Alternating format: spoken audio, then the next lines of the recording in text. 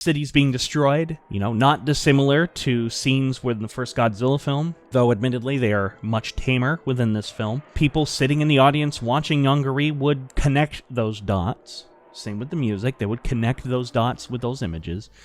And they would remember the war in a very similar to light to how audiences reacted to Godzilla when it was released in 1954. Again, just on a much tamer light.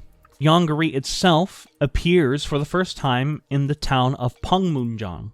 Now that is the border between North and South Korea. That is the demarcation zone. I'd like to note that the monster then sweeps south from the north, causes a lot of damage and destruction, and it is now up to the South Koreans to defeat this northern threat, while also making big deals about preserving their own heritage. I've been thinking a lot about those missiles. They might do more damage than Yongary. And I'm very much afraid of one thing. If those missiles go, they could destroy one of the truly great landmarks of old Korea. Now that is all interesting because at the same time, we see Yongary smashing a building that looks very similar to the Japanese Diet Building.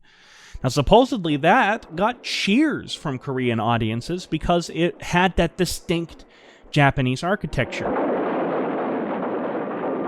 And all of this is veiled under a giant monster movie. And I admire the creativeness here with all of this context in mind.